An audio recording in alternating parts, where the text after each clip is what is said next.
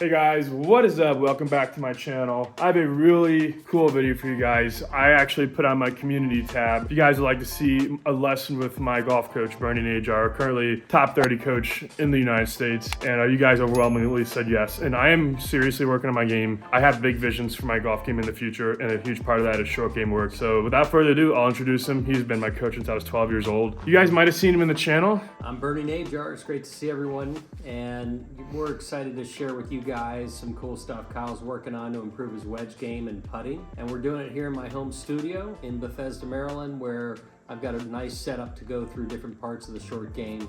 And I'll show you guys just a little tour. So this is obviously the hitting base, actually brand new to me as well. I've come down here a good bit, but this is all a really cool setup. We're already starting to work on some wedges.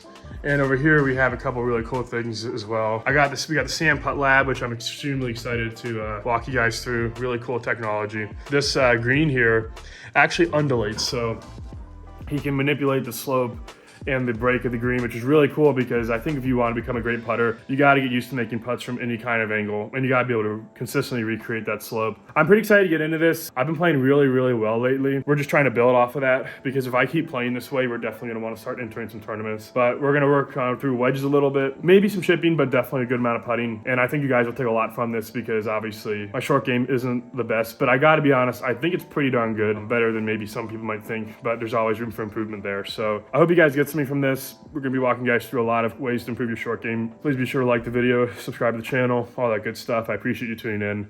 Let's get started. All right, so you're going 9-3. Beautiful, just like that. I just want you to hit 3 or 4 of those just to get calibrated here. And you can see that's right around 70 yards. Literally popped up the exact same. Yeah, so there you go. But I'll just be honest with you guys, I haven't been practicing a ton the last, honestly, since Worlds. I've been doing a lot of content creation and things like that.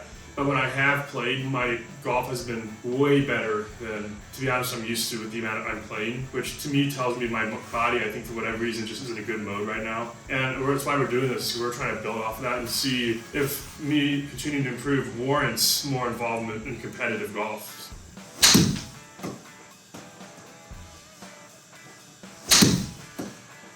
Look at that, 28.8. Slightly lower flight. What I like is your strikes here are very consistent. Yeah. Just keep that loft down a little bit more in the hitting zone. So I was at a dinner with Tom Kite, who was one of the best wedge players of all time on the PGA Tour.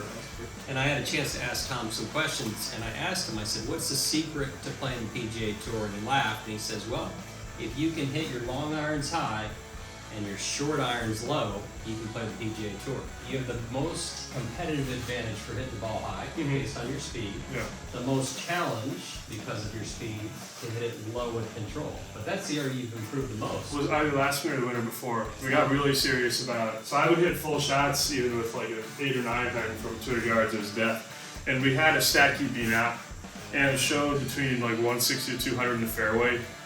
I was awful. And I was actually hitting closer from those yardages from the rough. And it actually made sense if we dug into it because what happens in the rough? You create less spin, but the ball goes almost as far, if not further. So what was happening was there was a spin problem. If I was hitting a 9 iron full, it might go 190, but I'm spinning at 8,500, 9,000. But let's say I'm from 190 in the rough, I can hit a 48-degree wedge because it's going to spin less. And since it spins less, it's a more predictable ball flight. And that's why I was hitting closer from the rough. So what we found we needed to do is we needed to break my right arm, my trail arm, to create less speed so that we could lower the club speed of my 7, 8, 9 iron so that I could hit a more predictable ball flight. And what we did is we slowed down my swing. We implemented a flighted shot that allowed me to swing slower but still controlling where the ball went. Felt really good. Yeah, that's great right there. So you can see that launch angle under 30. And you can see a spin rate around 8,000. And again, you have opposite issues to most people, but regardless, you got to know your numbers. What I'd say to you, Kyle, your swing, what I love is much like a Steve Stricker backswing. Nice quiet hand action, enough arm swing, good acceleration, but not excessive. This looks really good. Well, I'm happy to hear that. He doesn't say that too much to me when I got a wedge in my I'm hand. going to save the compliments. Let's go to your next wedge down in the back. 54. Yeah, let's just see what happens. Look at that. And the beautiful thing is you can predict these numbers, especially with your ability to swing consistently. But most of you, I know out there can swing. You're only swinging 56 to 60 miles an hour. Most golfers can no problem get to that number. They can't swing 150 plus miles an hour like you, but we can all get 50, 60 miles an hour. Just got to figure out that swing length, put the club on the ball properly, and you're going to hit some nice wedge shots. Yeah. So that's worth noting. So 54 degree 9 to 9 is about an 80-yard shot. The 60 degree 9 to 9 is about a 70-yard shot. 78.6. That literally might go to the hole. That's literally 4 or 5 feet short of the hole.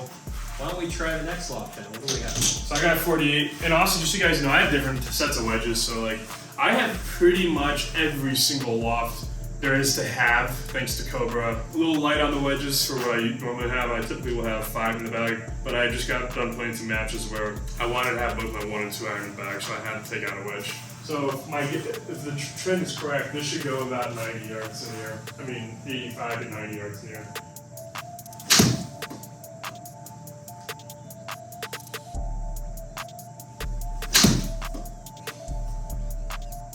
Okay, you might just need the handle a touch more forward. That's better. You see the angle drops, and then there's the... Nice work.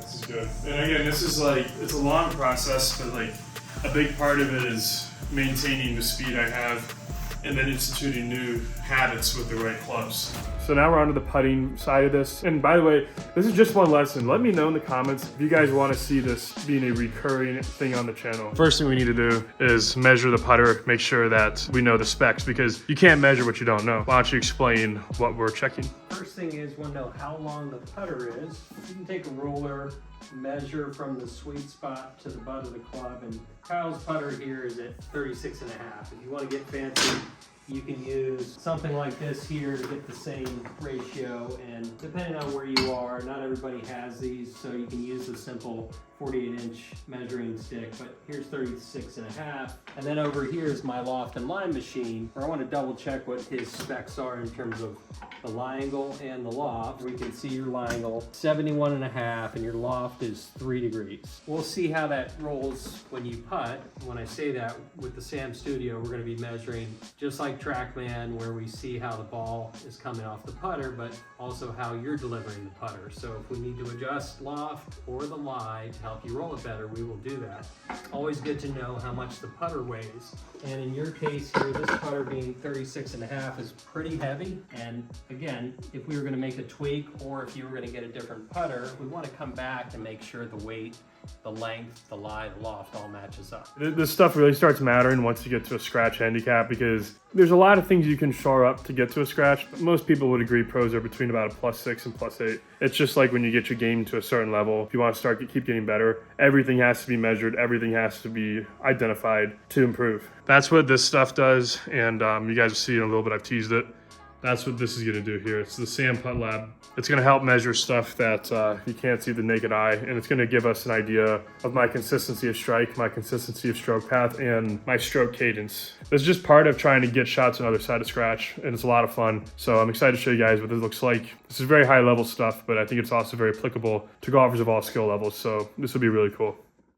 All right, with the Sam Putt Lab, we put a triplet on the putter, and this is 10 inches from the sweet spot. And we do this very carefully to measure where the club is tracking. And when Kyle makes a number of strokes, we'll get some data, and we're going to look at his tendencies, and we'll look at what he does well, if there are any areas that we want to work on. With the Sam Putt Studio, we have a projection system, so that when the ball rolls off the face, we start to see not only the roll pattern, but the launch, and some other cool things to help analyze what's going on with his putting. So I'm going to just calibrate Kyle's putter here, and once we know where 0 is, he's ready to putt. All right, so I'm gonna hit 6 putts, and then after these 6 putts, we're gonna get a baseline of a ton of different things.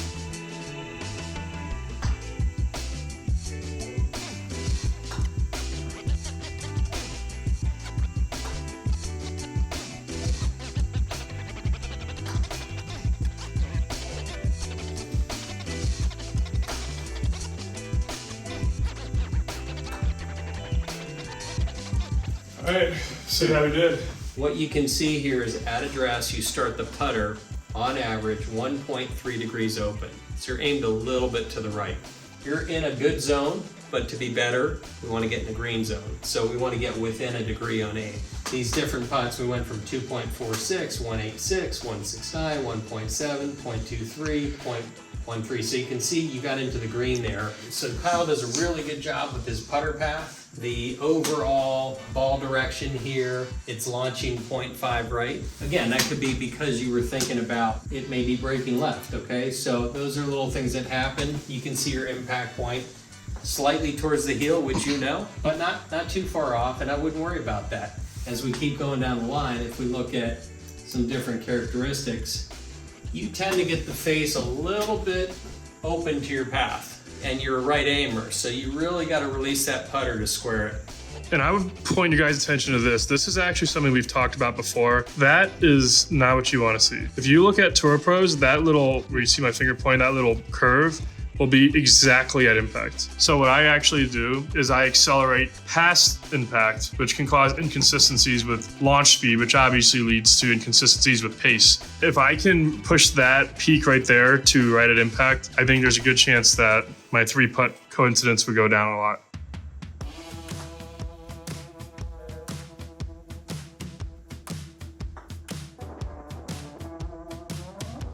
That was really, really good.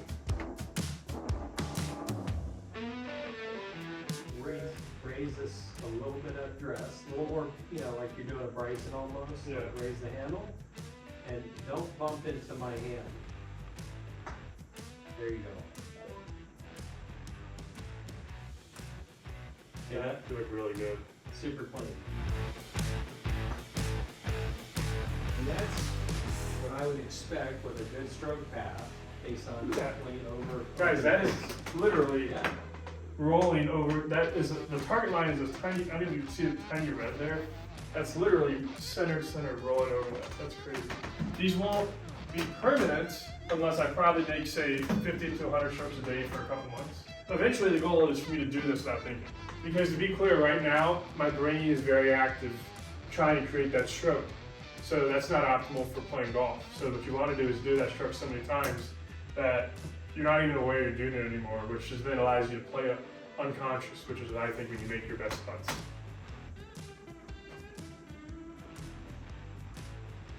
Burn dog? Yeah. He heard one of my juniors call me Burn Dog one time, and he just thought it was hysterical. That's how you're going to introduce me to DJ. What's that? When you go play with DJ Khalid, Yeah, you say it's Burn Dog. burn dog. Don't worry. Shout out DJ Khaled. Loves the game of golf more than much anybody I've ever seen. All right, guys, so we're gonna do one more 6-ball capture, and I think it's gonna be the ultimate comparison from where I started to where I am now. So we're gonna do one more 6-ball test, see where I am, then we'll wrap this thing up. But I hope you guys have been getting a lot of value from this.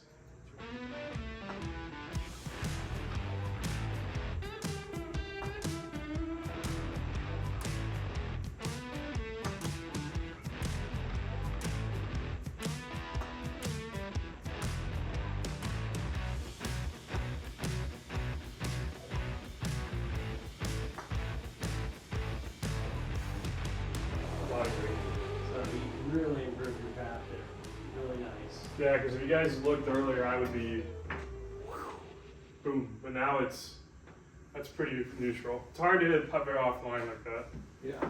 And I'm not too worried about the face impact because, to be honest, like I didn't move back about an inch. I was probably really striking them towards the heel a little too much. So that was my last one. Yeah, I would say that's your mic drop there because the face is so nice and square to your Yeah, back. like that. If you guys look, that's the target line. I mean, it's literally like laid right over it. So earlier, strong grip. Ball is a little too far forward. Left hand grip, a little weaker. Raise the handle a little bit. Those things in your setup and the ball being a touch back will help with that. And then if I'm swinging my arm towards the camera, I don't want to be doing this through the putt. Yeah, what he's done is he's turned my shoulders as well by telling me to tuck my trail arm behind and raise my left arm a little. What he's actually done is go take my shoulders from this that. And so that allows me to square up everything else a lot more easily too. So that's a really good thing for me to keep working on. But yeah, guys, that was a really cool session. I feel like I got a lot from this. I hope you guys did too. Let me know in the comments if you guys want to see more videos or my check-ins with Bernie. If you guys want to see more lessons like this where we go into different things about the golf game and things like that, let me know. With that being said, I'll link Bernie's socials down in the description below. If you guys enjoyed it, I will see you guys next time.